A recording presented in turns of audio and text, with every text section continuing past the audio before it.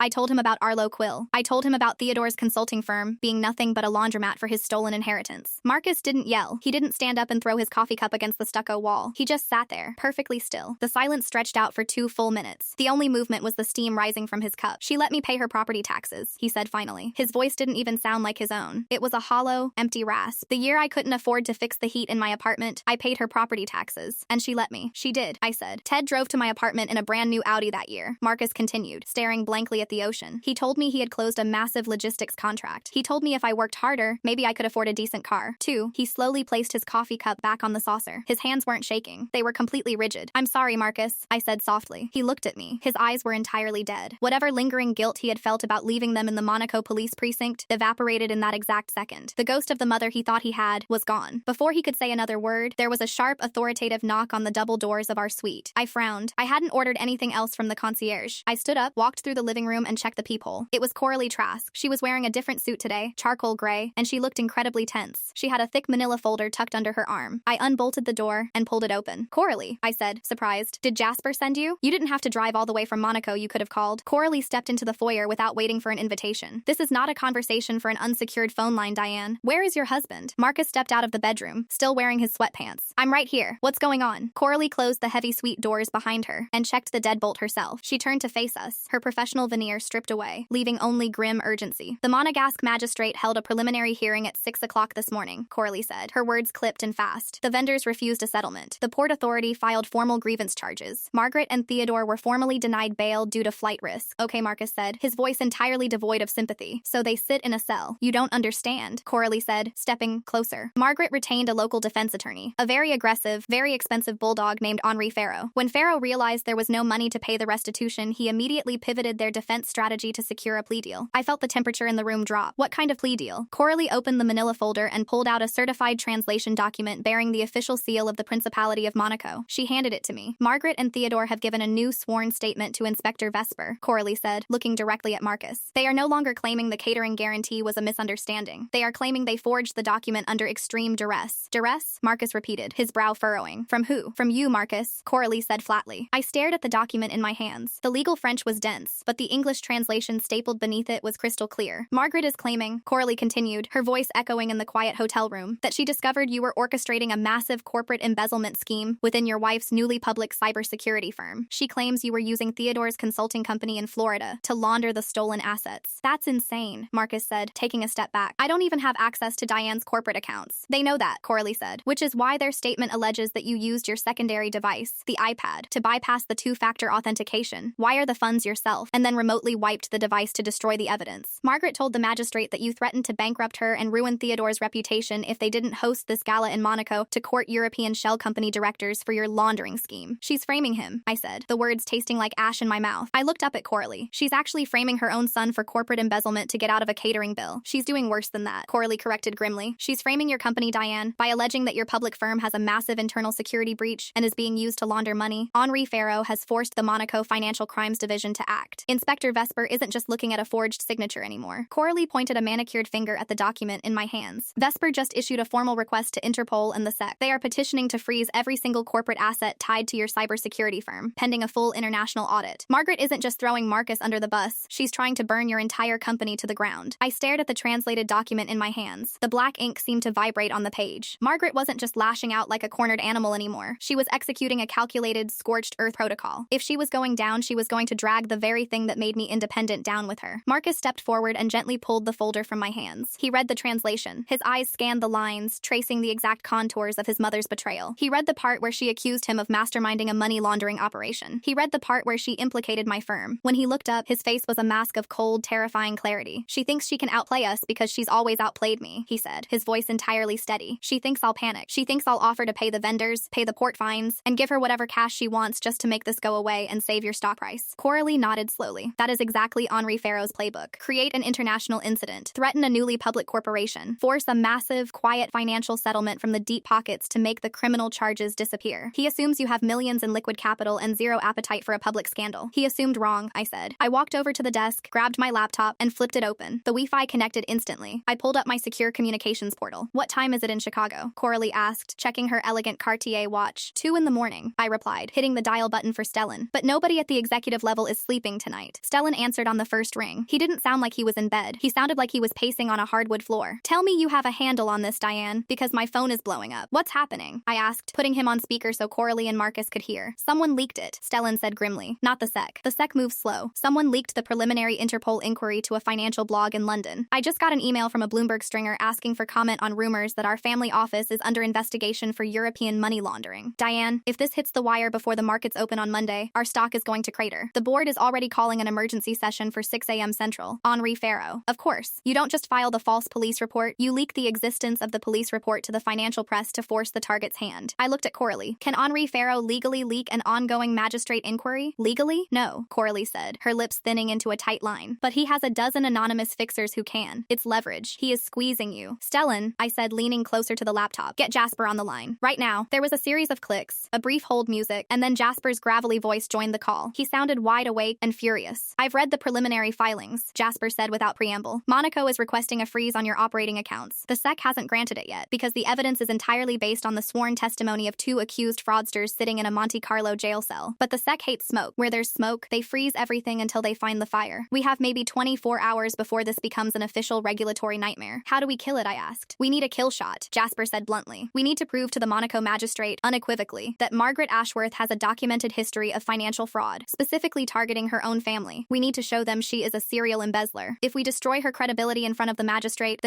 pulls the Interpol request. If the Interpol request dies, the SEC backs off. Marcus stepped up to the laptop. Jasper, it's Marcus. Marcus, I'm sorry you're dealing with this, Jasper said, his tone softening slightly. Don't be, Marcus said. I have your kill shot. My mother drained a $2.5 million trust fund left to me by my father. She funneled it through Theodore's shell companies over a decade. Her lawyer in Florida, Arlo Quill, knows about it. My Aunt Sylvia knows about it. Jasper was silent for 3 full seconds. When he spoke again, the gravel in his voice had been replaced by cold, hard steel. A trustee draining a multi-million-dollar account is federal wire fraud and embezzlement. Do we have the paper trail? I don't, Marcus said. But the money didn't just vanish into thin air. It went into Ted's accounts. The records exist. We just need to find them before the markets open tomorrow. I can get them, Coralie interjected, stepping up beside Marcus. If Jasper can get me the name of the trust and the banking institution in Florida, I can petition the Monegasque ask magistrate for an emergency discovery order. I can argue that Margaret's historical financial records are directly relevant to her current defense. The magistrate will compel Arlo Quill to release the trust ledger. Quill will fight it, Jasper warned. Let him, I said. Jasper, I want you to hire the most aggressive forensic accounting firm in Miami. I want them standing on Arlo Quill's doorstep at 9 a.m. Monday morning. If he doesn't hand over the ledger, threaten him with an obstruction complaint to the Florida bar. Tell him Margaret is trying to drag an American public company down, and we will bury anyone who helps her. I'll make the call, Jasper said. But Diane, there's a secondary problem. I closed my eyes briefly. The board. Yes, the board, Jasper sighed. I've been fielding calls from 3 of your primary investors for the last hour. They are spooked. They love you, Diane, but they don't love this. A CEO's husband being named as the mastermind of a money laundering scheme by his own mother? It's a PR nightmare. It makes the company look unstable. It makes you look compromised. I'm not compromised, I said sharply. I am a victim of identity theft. I know that. You know that, Jasper said gently. But the optics are bleeding out. The board wants a firewall. They want you to distance yourself from Marcus immediately. The hotel suite suddenly felt very small. The Mediterranean breeze coming through the open balcony doors did nothing to cut the stifling tension in the room. I looked at Marcus. He was staring at the laptop, his expression unreadable. Define distance, I said, my voice dropping an octave. They want a public statement, Jasper said, measuring his words carefully. They want you to announce that Marcus is taking an indefinite leave of absence from any and all associations with your family office. They want his access to all corporate and personal accounts frozen, which we've already done, but they want it public. And Jasper paused. And what, Jasper? And the lead investor strongly suggested that you consult a divorce attorney, just to have the papers drafted, to show the market that if Marcus is indicted in Europe, you are fully prepared to sever him from your assets. No, the word left my mouth before I even had time to process the anger spiking in my chest. Absolutely not. Diane, listen to me, Jasper pleaded. It's optics. It's a contingency plan to pacify the institutional investors. You don't have to file them. You just have to let the board know you are prioritizing the firm over a potential criminal liability. My husband is not a criminal liability, I snapped. He is the victim of a decade-long embezzlement scheme, orchestrated by the woman currently sitting in a Monaco jail, trying to extort me. You tell the board that if they want my resignation, they can call a vote. But I am not drafting divorce papers to appease a bunch of panicked shareholders. Diane, Marcus said quietly. I looked up at him. He looked exhausted, but his eyes were clear. So incredibly clear. Do it, he said. Marcus, no, do it, he repeated, stepping closer to me. Draft the papers. Put out the statement. Tell the board I'm cut off. I am not abandoning you to fix a PR problem, I said, my voice shaking with a sudden fierce protectiveness. You aren't abandoning me, Marcus said, his voice remarkably steady. You're taking away her leverage. Margaret wants you to choose between me and the company. She wants the board to turn on you. She wants you isolated. If you build the firewall, the board backs off. The stock stabilizes. And Henri Farrow loses his pressure point. He's right, Diane. Stellan chimed in from the speaker, sounding apologetic but firm. If the board sees you taking decisive action to protect the firm, they'll give us the 48 hours we need to find the trust documents and kill the Interpol request. If you fight them on this, they might initiate a vote of no confidence by tomorrow afternoon. I stared at the blinking green light of the laptop camera. I thought about the 6 years I spent building this company, the night shifts my dad worked, the endless, grinding hours in a damp basement. I had built an empire to secure my family's future, and now, to save it, I had to legally prepare to sever the man I loved. Draft the statement, I told Stellan, the words tasting like copper. State that Marcus Ashworth has been completely segregated from all corporate operations and financial accounts pending the resolution of the identity theft investigation. Frame him as a victim, but assure the market there is zero exposure to the firm. And the other thing? Jasper asked carefully. I looked at Marcus. He gave me a single, resolute nod. Draft the papers, I whispered. But you keep them in a locked drawer in your office, Jasper. Nobody sees them but the lead investor. If they leak, you're fired. Understood, Jasper said. I'll handle the board. You two handle Monaco. I ended the call and shut the laptop. The silence in the room rushed back in, thicker and heavier than before. Coralie cleared her throat, a polite, professional sound that broke the tension. I will return to Monte Carlo. I am going to file an emergency motion with the magistrate for the Florida banking records. I will argue that Henri Farrow's clients have perjured themselves, and we require 48 hours to produce the paper trail of their historical fraud. Will the magistrate grant it? Marcus asked. Monaco judges do not like being used as pawns in American corporate extortion plots, Coralie said, adjusting the strap of her briefcase. If I tell him Margaret is trying to manipulate the SEC, he will pause the Interpol request just long enough to see if you are telling the truth. You must find those trust records, Marcus. Your mother's entire defense relies on her being a desperate woman coerced by a powerful, wealthy son. If we prove she is a millionaire who stole from her own child, the magistrate will throw her to the wolves. Coralie let herself out, leaving the suite in complete silence. I sat back in my chair, staring at the closed door. I felt hollowed out. I had just authorized my lawyer to draft divorce papers. It was a strategic move, a corporate chess piece, but it felt like a betrayal. Marcus walked over, pulled out the chair next to me, and sat down. He didn't say a word. He just reached out and took my hand, lacing his fingers through mine. His grip was tight, anchoring me to the reality of the room, to the sunlight streaming through the balcony doors, to the truth of us. It's just paper, he said softly, reading my mind. She took my past, Diane. I'm not going to let her take your future. Before I could answer, the door to the adjoining bedroom clicked open. My dad walked out. He was dressed in slacks and a crisp button-down shirt, looking far better than he had yesterday. The portable oxygen oxygen concentrator was slung over his shoulder, humming quietly. He walked over to the dining table, pulled up a chair, and sat down across from us. He looked at me. Then he looked at Marcus. He didn't ask what he had missed. He had clearly heard enough through the door. "When I was working at the steel mill," Arthur said, his voice raspy but calm, "we had a foreman named Miller. Mean son of a bitch. He used to write guys up for being 2 minutes late, dock their pay for taking a water break. One day, a crane cable snapped, dropped 2 tons of I-beams right in the middle of the floor, missed Miller by about 3 inches. My dad leaned forward, resting his forearms on the table. Miller started screaming. Arthur continued, blaming the riggers, blaming the maintenance crew, threatening to fire everyone in the building to cover his own ass because he was the one who signed off on the faulty inspection. He tried to take down 20 men to save his own pension. What happened?" Marcus asked quietly. "We didn't argue with him," my dad said. "We didn't yell back. We just went to the union rep, pulled the inspection logs from the lockbox, and handed them to the plant manager. Miller was escorted off the property by noon." My dad reached across the table and tapped the top of my closed laptop. "People like your mother, Marcus, they thrive in the noise. They want you arguing. They want you panicked. They want you making emotional decisions, like fighting a board of directors over a piece of paper. Don't give her the noise." He looked directly into Marcus's eyes. "You go get your logs. You pull the paper trail. You hand it to the manager. And you let the machine do the rest." Marcus stared at my dad for a long time. The tension that had been locked in his jaw for the last 24 hours finally seemed to crack, giving way to a cold, hard resolve. "I need to call my Aunt Sylvia," Marcus said, standing up. "I need to know exactly what Arlo Quill told her. Every word. Use my phone," I said, sliding it across the table. "They know your number. They don't know mine." Marcus took the phone and walked out onto the balcony. I watched him through the glass. He dialed the number, held the phone to his ear, and started pacing the length of the terrace. My dad watched him too. "He's a good man, Diane. He's just carrying a lot of heavy luggage he didn't pack." "I know," I said, rubbing my temples. "I just hate that I had to agree to that statement. It feels like I'm feeding him to the wolves to save the stock price." "You're building a firewall," Arthur corrected gently. "Firewalls aren't meant to punish the people inside. They're meant to starve the fire outside. Margaret wants you two turning on each other. Don't give her the satisfaction." My laptop pinged. It was a high-priority alert from my secure email server. I flipped the screen open. The email was from Jasper. The subject line was blank. I opened the message. There was no text, just a single audio file attachment. I plugged in my headphones, my pulse instantly picking up speed. I clicked play. The audio was crackly, clearly recorded on a cell phone placed near a speaker. It was a voicemail. "Jasper, it's Arlo Quill," the voice on the recording said. It sounded thin, reedy, and laced with absolute panic. "I got your message about the forensic accountants. Listen to me very carefully. You call them off. You call them off right now. You have no idea what you are unearthing in that trust ledger. If you hand those Florida banking records to a magistrate in Monaco, you aren't just sinking Margaret Ashworth. You are going to trigger a mandatory SEC disclosure for Diane's company." I froze. The breath completely left my lungs. "Stop looking at the Emerson Trust," Quill's voice begged through the static. "Margaret didn't just give that money to Theodore. She gave it to Marcus. 7 years ago, she seeded Diane's first company with the stolen trust money. If you open those books, Jasper, the SEC will see that Diane Ashworth's entire public empire was built on embezzled funds." "Call me back." The recording clicked off. I sat staring at the screen, the silence in the headphones ringing in my ears. "Marcus," I said, my voice barely a whisper. I unplugged the headphones from the audio jack, my hand trembling slightly against the aluminum chassis of the laptop. "Listen to this." I hit play. The crackly, panicked voice of Arlo Quill filled the hotel suite. Marcus stood perfectly still, his eyes locked on the screen as the Florida lawyer spun his desperate narrative about the Emerson Trust, about embezzled funds, about my company being built on dirty money. When the recording clicked off, the silence returned, heavier this time. I looked at Marcus, waiting for the shock, waiting for the panic to set in. Instead, Marcus let out a sound I had never heard from him before. It was a laugh, but there was absolutely no humor in it. It was dry, hollow, and sharp as broken glass. "She's incredible," Marcus said, dragging a hand down his face. "She is absolutely incredible." "Marcus, if any of that money, Diane—" "Look at me," he interrupted, stepping forward and gripping my shoulders. His hands were completely steady. "Who paid for your first server rack?" "My dad," I said automatically. "He cashed out his pension." "Who paid the filing fees for your LLC?" "I did, from my waitress tips at the diner." "Exactly," Marcus said, his eyes burning with a fierce, absolute clarity. 7 years ago, we were eating generic ramen and freezing in a garden-level apartment. The only money my mother ever gave us was a $10,000 check for our wedding, which she made sure to tell everyone was a massive sacrifice from her fixed income. We used it to pay off my student loans. That's it. Not a single cent of her money went into your company." I exhaled, a long, shaky breath I didn't realize I was holding. "So Quill is lying. Quill is terrified," Marcus corrected. "Margaret probably lied to him, told him that she seeded your firm to justify where the millions went. Or Quill knows exactly where the money went, and he's using the only weapon he has left to keep Jasper from opening that ledger. Fear. He knows the SEC hates messy money. He's bluffing, hoping you'll call off the forensic accountants to protect your stock price. He's trying to extort us into burying the evidence." I realized, the cold logic of it clicking into place. Marcus nodded. "If Jasper backs off, Margaret gets to keep the ledger hidden. She keeps the narrative that she's a broke, victimized mother, and you and I spend the rest of our lives looking over our shoulders." I didn't hesitate. I reached over, tapped the trackpad, and forwarded the audio file directly to Jasper's private email. Then I dialed his number. "Did you listen to it?" Jasper answered, his voice tight. "I listened to it," I said. "It's a bluff, Jasper. Marcus never invested trust money into my firm. My father funded my early overhead. Arlo Milo Quill is lying to stop discovery. I heard a sharp intake of breath on the other end of the line. If he's bluffing about an SEC violation to halt a legal discovery process, he just committed federal extortion on a recorded voicemail. He handed us the rope. Then hang him with it, I said, my voice entirely stripped of any remaining sympathy. I want your forensic team at Quill's office the second the sun comes up in Florida. You play that recording for him. You tell him he hands over the unredacted ledger for the Emerson Trust immediately, or you are forwarding that voicemail to the FBI field office in Miami and the Florida State Bar. No negotiations. No extensions. Consider his doors blown off, Jasper said, the gravel in his voice hardening into concrete. What about the board? Tell the board to wait, I snapped. I am not signing those divorce papers, and I am not issuing a public statement throwing my husband to the wolves based on a manufactured extortion attempt. You give me 48 hours. I hung up the phone. I looked at Marcus. The exhaustion was still there, carving deep lines around his eyes, but the heavy, suffocating weight of his mother's psychological grip was gone. It had shattered the moment she tried to burn my life's work. Monday morning, Marcus said quietly. We end it Monday. The next 36 hours were a grueling exercise in waiting. We didn't leave the hotel suite. My dad ordered room service, watched French television, and occasionally patted Marcus on the shoulder when the silence stretched too long. We watched the sun sink over the Mediterranean, and we watched it rise again. At 9:15 a.m. Eastern Standard Time on Monday, my phone rang. It was Jasper. I put it on speaker. We have the ledger, Jasper said. The absolute triumph in his voice filled the room. The accountants walked into Quill's office, played the voicemail, and told him the FBI was on speed dial. Quill folded like a cheap card table. He handed over 10 years of unredacted banking history for the Emerson Trust. What does it say? Marcus asked, leaning over the table. It says your Aunt Sylvia was exactly right, Marcus, Jasper replied. There are over 400 individual wire transfers originating from the trust. Not a single one went to Diane, to Diane's company, or to you. Every single cent was funneled into a network of LLCs registered to Theodore Ashworth. Consulting fees, angel investments, bridge loans. They bled your father's money dry to pay for Ted's sports cars, Margaret's condo, and their country club dues. It is the most flagrant, heavily documented case of fiduciary embezzlement my accountants have ever seen. Marcus closed his eyes. A slow, shuddering breath escaped his chest. It was the sound of a ghost finally being put in the ground. I've already transmitted the certified digital copies to Coralie in Monaco, Jasper continued. She is walking into the magistrate's chambers right now. We waited for another hour. My dad poured fresh coffee. Nobody drank it. When Coralie finally called, her background noise was the echoing marble halls of the Monegasque courthouse. It is finished, Coralie said, her French accent sharp and bright. I presented the ledger to the magistrate. I showed him the paper trail proving Margaret and Theodore systematically embezzled $2.5 million